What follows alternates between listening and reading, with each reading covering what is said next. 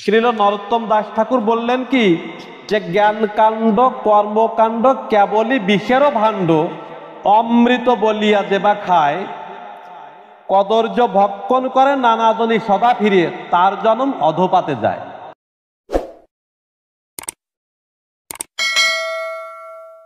তাহলে শ্রীমদ্ ভগবত গীতার প্রথম অধ্যায়ের প্রথম শ্লোকটি কাকে দিয়ে আরম্ভ করা হলো? একজন অন্ধ ব্যক্তিকে দিয়ে।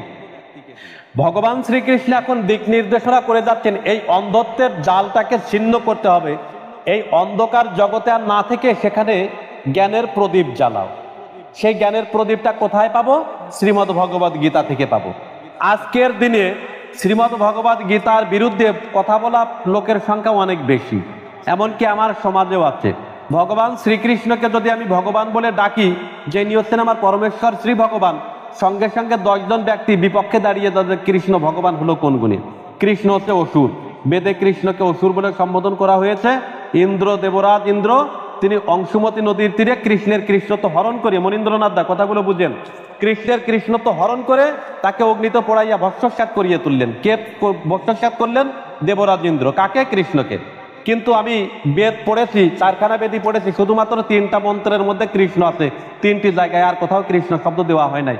কিন্তু তার কোনো একটি শব্দ দিয়ে, সেই কৃষ্ণের যে শব্দগুলো, তার কোনো একটি শব্দ দিয়ে ভগবান শ্রীকৃষ্ণকে নির্দেশ করে নাই, এমনকি কোনো ঐতিহাসিক ব্যক্তিকেও নির্দেশ করে নাই। নির্দেশ করেছে কোনটিকে? অজ্ঞানতাকে, অন্ধকারকে। কৃষ্ণ মানে কি? কালো। কৃষ্ণ মানে অন্ধকার, কৃষ্ণ মানে অজ্ঞানতা।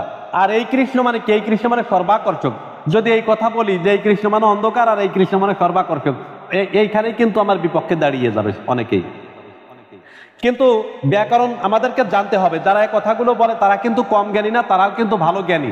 এখন কি তাদের এই জ্ঞানটাকে যদি একটু সৎভাবে ব্যবহার করে ভগবান শ্রীকৃষ্ণের বিপক্ষে না গিয়ে যদি তাকে ভগবান বলে স্বীকার করে ভালোবেসে যদি একটুখানি ভগবান বলে ডাকা যায়, সেবা পূজা যদি করা যায়, আমার মনে হয় তার জীবনটা আরো বেশি সার্থক হবে। কিভাবে? দেখেন, কৃষ্ণকে কৃষ্ণ বলে জানতে বা ভগবান বলে বিশ্বাস করতে অনেক জন্ম কেটে যাবে। ভগবান শ্রীকৃষ্ণ এটি দিয়ে কি বোঝাচ্ছেন? বোঝাচ্ছেন যে মনের অন্ধকারকে দূর করো। তোমার বাইরে যেমন অন্ধকার আছে, সেই অন্ধকারকে যেমন আগুন জ্বালালে বা লাইট জ্বালালে দূর হয়, আর দিনের বেলায় দিবাকর যেমন এই অন্ধকার দূর করে থাকে, ঠিক তেমনি তোমার মনের মধ্যে এরকম একটি অন্ধকার আছে। সেই অন্ধকারকে দূর করতে গেলে তোমার ভেতরের সূর্যকে জাগাতে হবে, ভেতরেও চন্দ্র আছে, সেই চন্দ্রকে জাগাতে হবে, আর জ্ঞানের প্রদীপ প্রজ্বলিত করতে হবে। যদি জ্ঞানের প্রদীপ প্রজ্বলিত করতে পারো, ভিতরের অন্ধকার দূর হবে।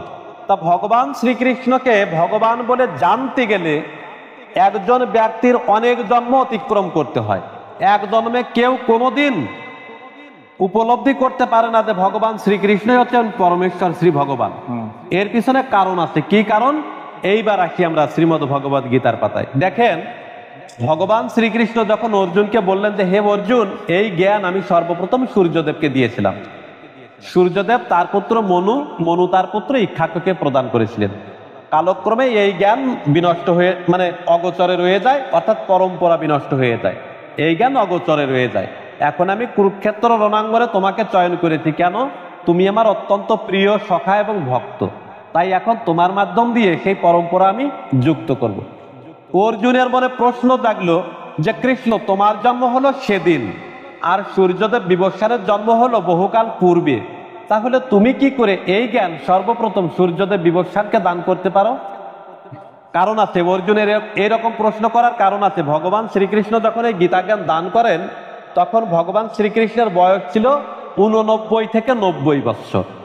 একদম আজ থেকে শুরু করে সেই কুরুক্ষেত্র রণাঙ্গন পর্যন্ত আপনি ফিরে যান, এই যে সময়ের ব্যবধান, সেই সময় থেকে ভগবান শ্রীকৃষ্ণের বয়স কত ছিল? কালি করে গবেষকগণ বের করেছেন 89 থেকে 90 বছর। আর অর্জুনের বয়স ছিল 83 থেকে 85 এর মধ্যে। কিন্তু দেখেন তাদেরকে কত যৌবন, কত শক্তপোক্ত দেখা যেত, তাই না? আর এই আপনার এই যে বিশ্বদেব ছিল, বিশ্বদেবের বয়স ছিল 145 থেকে 150 বছরের মধ্যে। ইনি সব থেকে বৃদ্ধ মানুষ। তাই এই যে ভগবান শ্রীকৃষ্ণ, যিনি 89 থেকে 90 বছর বয়সে গীতা জ্ঞান দান করলেন, তাহলে 90 বছর আগে তার জন্ম হয়েছে, পৃথিবীতে এসেছে। এই জন্য অর্জুনের জিজ্ঞাসা হলো যে আচ্ছা কৃষ্ণ, তোমার জন্ম হলো সেদিন, আর সূর্যদেব বিবস্বানের জন্ম হলো কোটি কোটি বছর পূর্বে, তাহলে তুমি কি করে এই জ্ঞান সর্বপ্রথম সূর্যদেব বিবস্বানকে দান করতে পারো? আমার মনে প্রশ্ন। ভগবান শ্রীকৃষ্ণ কিন্তু তখন অর্জুনকে বললেন যে হে অর্জুন, বহুনিমে ব্যতীতানি জন্মানি তব চার্জুন তানিয়াহং বেদ সর্বাণি নতং বেত্তু পরন্তপ। তোমার এবং আমার বহুবার জন্ম হয়েছে, তোমার কিছুই মনে নেই, সব আমি মনে রেখেছি।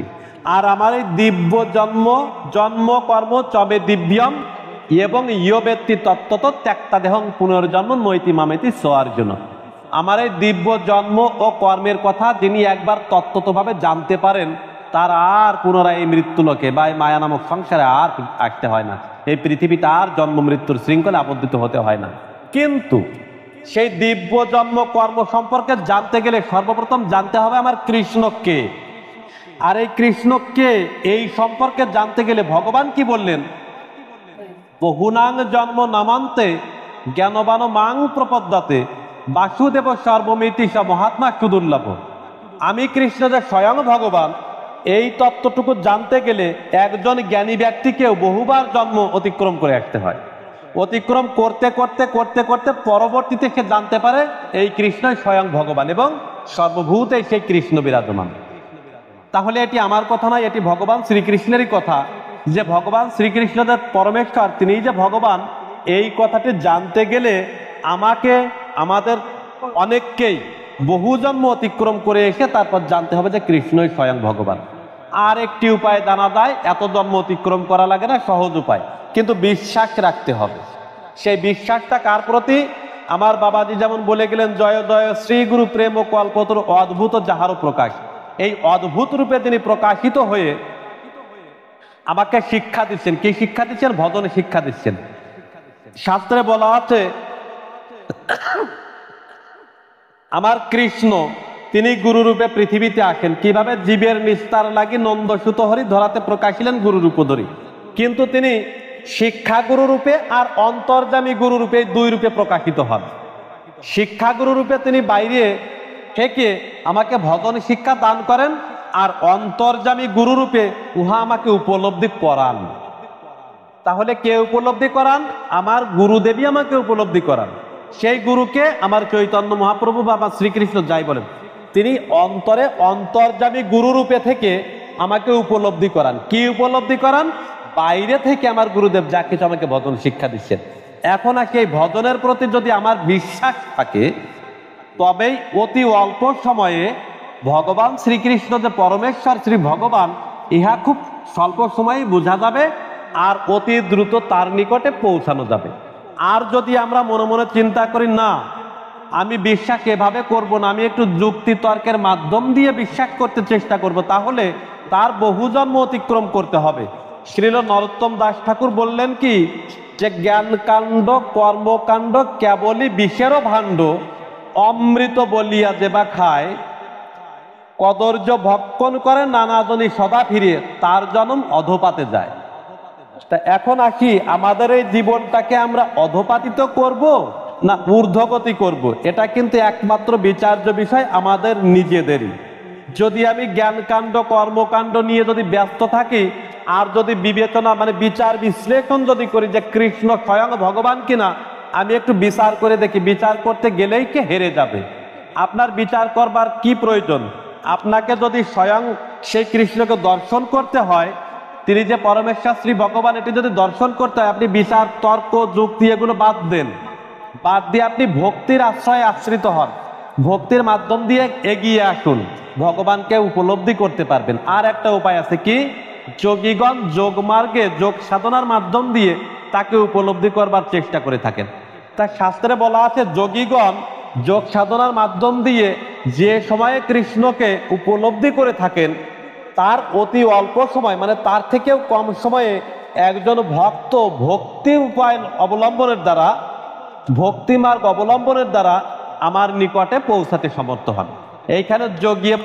কিন্তু দেখেন, আমরা মায়ামুগ্ধ জীব, আমাদের পক্ষে এটা সম্ভব হয় না। কেন হয় না? ভগবান শ্রীকৃষ্ণ কি বললেন?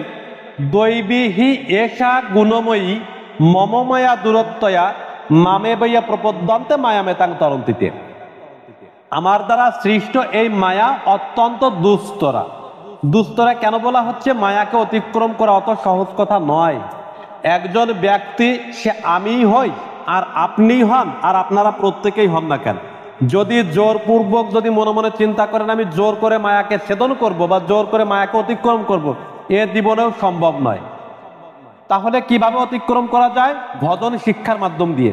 ভগবান বললেন আমার দ্বারা সৃষ্ট এই মায়া অত্যন্ত দুস্তরা, কিন্তু যে ব্যক্তি আমাকে ভজন সাধন করে থাকেন, আমাকে আশ্রয় করিয়া একমাত্র উপায় হিসেবে কল্পনা করে থাকেন, সেই ব্যক্তি অনায়াসে মায়াকে অতিক্রম করতে পারেন।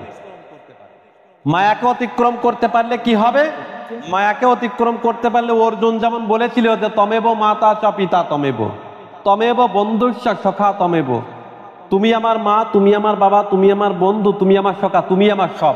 যদি আমরা মায়াকে অতিক্রম করতে পারি তবেই কেবল এই কথাটি বলা সম্ভব। অর্থাৎ ভগবান শ্রীকৃষ্ণ স্বয়ং ভগবান এই তত্ত্বজ্ঞান ভিতরে জাগবে।